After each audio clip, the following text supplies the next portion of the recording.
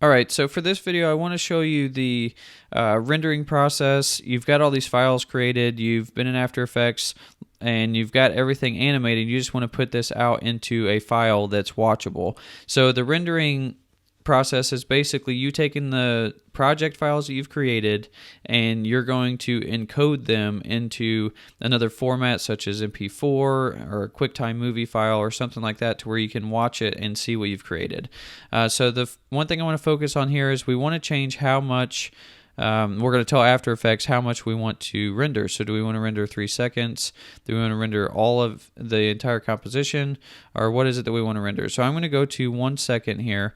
And then if you see when I play this back, it's just going to be what we've created. So I've got that 1 second, it's just replaying, and that's all we're going to export. It's just that 1 second of a file. So what I can do is go up here to File, Export, and then add to render queue. Now in the next video I'm going to show you how to go into what's called Adobe Media Encoder, which is a nice program Adobe has added to make you have the option to be able to put it in different formats and output at the same time. But in here you can also do a couple of those different things. But the main difference between rendering in After Effects and going into Adobe Media Encoder is when you're rendering in After Effects, you have to wait for the render to be complete before you can do anything else. Once you're in Adobe Media Encoder, you can actually come back into After Effects, work on maybe a different composition, a different project that you have going on, and let Adobe Media Encoder render that composition that you're trying to get finished. So let's go over these couple options that we have. We have render settings. So if we click on this where it says best settings, you could go through here and verify that everything is correct.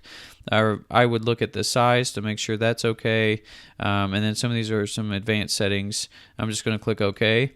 And then now we can see that that's changed to custom. So even though we didn't change any of the settings, After Effects thinks that we have made changes. So you can go in here and view everything that is check. So we've got motion blur, it's on for check layers. We've got our frame rate and everything, so that looks good. So let's minimize that, and notice we have this log. So if something happens during the encoding process, this will log into an error file right next to your project file and let you know what happened. So if we go to output module, we can also see that we're at a lossless quality, which means it's not going to compress it. It's not going to take the quality down at all. It's going to be exactly as you've made it with the correct resolution and everything. But in here we can also change our format. Notice we cannot do an MP4 format. If you see this, it says more formats in AME, which is Adobe Media Encoder. But you can do an AVI file. Maybe you want to do a QuickTime file. But for this one, we're going to do an AVI. So you can change those settings in here.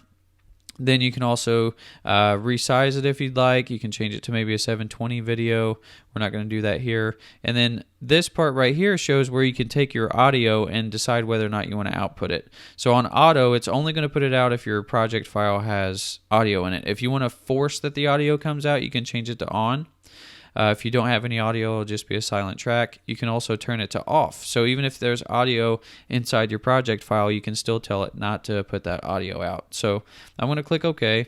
And then what we can do here, it's pretty cool. If we go to output to, and I click on this, this is going to output to whatever my most recent directory is. So I'm going to go up here to the After Effects for Complete Beginners course, drop this down for simplicity, and then we can put it wherever we'd like. I'm going to put it in this video folder that has some other videos that I brought into this project, and we're just going to call it logo intro, and then at the end we'll put rendered, so we know that that's going out. And so we've got this AVI format, and then you've also got this save as type. So notice we can't change anything here because we've gone in and told it to be an AVI file. So I'm going to click save.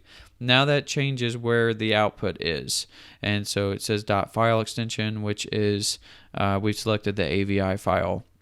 And if you look here, we've also got this post-render action. You can change some things here, but we're not going to do that. So let's compact this and look at this plus arrow. I want to show you what this does real quick. Let's say we want to go out to logo intro and we'll render it as a AVI. We can also click this plus button, which will allow us to change and make another file. So maybe we want to change the quality, maybe we want to change the file type. We can add that plus, and then we'll do each render step from top to bottom. So I'm not going to add another one, but I just want to let you know that that option's there. So now once we've got everything configured, we have the render option or Q and AME. We'll be going over this in the next video. For now, I just want to click the render button, and we're going to watch it go through. Now, since this is only 1 second, it's pretty much just going to take that time. You can also drop this down and see everything that's going on. So if I wanted to render it, I could see everything that was happening here. This is for a little bit lengthier of renders. You can see the estimated file size and everything that's going on. So for now, if you heard that sound, it means that it's actually rendered. So if we go into File, let's say we were going to open, or let's say we were going to import a file, we can go back to our video folder and notice that we've got logo intro rendered, and I'll import that into here. So now we've got this as a playable footage file. So if I close this render queue and we drop this down into the top, we can see that this is now giving us an editable space here like it is a footage file. So if I take these, make sure they don't pop up, I can play this back and it's already rendered, okay, because we've rendered it out. You could also go onto your computer and play it back from there in one of your whatever your movie file players are. So that's the first step in rendering, and just remember that when you're rendering in After Effects, you can't do anything else. In the next video, we'll be going over Adobe Media Encoder and seeing the advantages and what you can do in there. So I'll see you in that one.